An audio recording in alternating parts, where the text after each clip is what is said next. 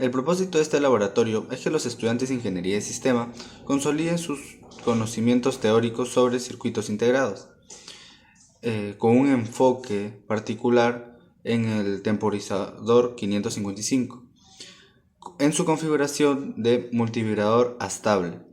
Además, se busca que los estudiantes aprendan a interpretar y ejecutar guías de procedimientos técnicos, se familiaricen con los dispositivos lógicos y sus principales características de funcionamiento, y adquieran destreza en el uso de instrumentos eléctricos y también de medición. Marco teórico. Materiales. ICSN 555. El temporizador 555 es un circuito integrado ampliamente utilizado en aplicaciones de temporizador y oscilación. Resistencia de 150 y 10K. Estos componentes limitan la corriente y establecen tiempos en el circuito. Potenciómetro de 500.000 ohmios. Permite ajustar el tiempo de oscilación del circuito. Condensador electrolítico de 47. Almacena y libera energía del circuito. Condensador de cerámica de 0.01. Estabiliza la señal del circuito. Las luces LED. Indicador visual de la salida del temporizador. Protoboard. Placa donde se realizan las conexiones. Jumpers. Cables para realizar las conexiones del protoboard. Multímetro digital. Instrumento de medición utilizado para medir voltajes. Y fuente de alimentación, proporciona la energía necesaria para los circuitos. Continuando con los procesos, el circuito funciona de la siguiente manera. La batería de 9 voltios va a proporcionar energía al circuito integrado. Este también va a generar una señal de pulso cortante que controla un transistor. El transistor va a permitir que esta corriente vaya a fluir desde la fuente hacia la batería. Entonces, en este caso, las resistencias, que son dos, van a limitar esta corriente que fluya, ¿no?, hacia la batería, protegiéndola de daños. El diodo también se va a encargar de este papel importante. Para sintetizar, la corriente fluye hacia la batería recargable hasta que alcance un voltaje o cierto voltaje o el voltaje completo.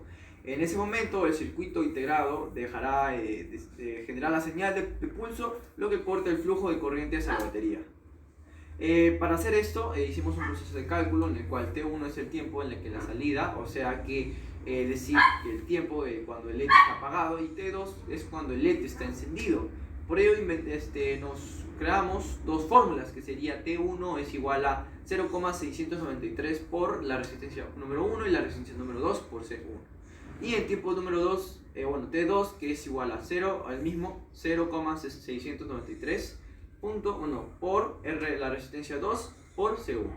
Entonces el periodo de T va a ser válido como T es igual a T más 1, T1 más T2.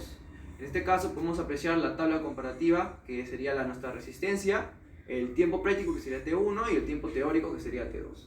En este caso ya podemos validar todas las fórmulas de matemáticas, dándonos como que la resistencia 1, que sería el máximo que podemos alcanzar, en el práctico sería 17.1248 segundos, que sería aproximadamente 17 segundos, y el tiempo teórico también sería lo mismo, que sería 17.12.1248 segundos, que equivaldría a 17 segundos. Eso es todo, muchas gracias. Bueno, ahora la pregunta número 2 del cuestionario sería: ¿qué sucedería cuando prácticamente un LED se sustituye el potenciómetro de un cable por conexión?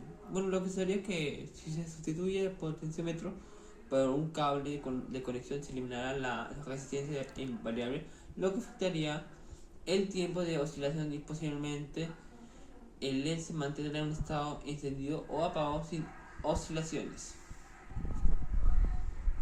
Ahora la pregunta número 6 sería: ¿qué sucede que si el LED se sustituye resistencia en R2 por un cable de conexión? Lo que pasaría es que si se sustituye la resistencia de R2 por un cable de conexión, lo que pasa es que se reducirá a cero la resistencia, y de esa manera desparrama el circuito, lo que afectará el tiempo de haciendo que el LED no funcione correctamente.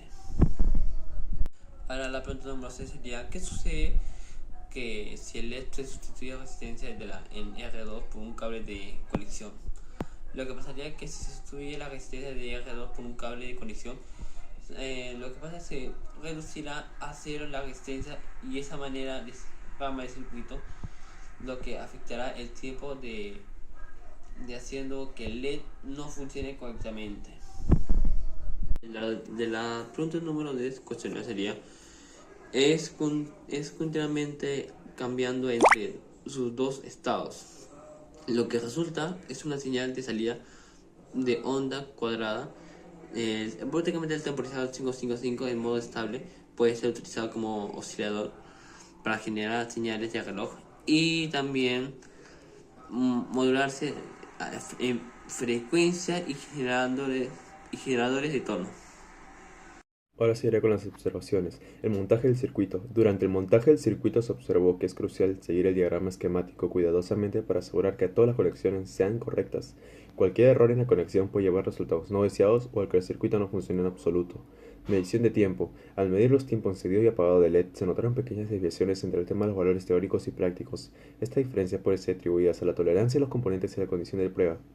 Impacto de los componentes. La situación de componentes específicos como el potenciómetro o el condensador electrolítico tuvo un impacto significativo en el funcionamiento del circuito. La ausencia del reemplazo de estos componentes resultó en un mal funcionamiento del temporizador 555. La estabilidad del circuito. El circuito mostró una estabilidad razonable en sus tiempos de oscilación, aunque fue sensible a variaciones en la alimentación y a la precisión de los componentes utilizados. Bueno, en el apartado de conclusiones tenemos que el temporizador 555 en configuración estable es eficaz y versátil para generar señales de onda cuadrada y tal en diversas aplicaciones. La precisión de los componentes es esencial para su correcto funcionamiento. Este laboratorio ayuda en consolidar conocimientos teóricos y prácticos, destacando cómo las variaciones en resistencias y capacitancia afectando los tiempos de oscilación y desarrollando la utilidad del temporizador 555 en ingeniería de sistemas.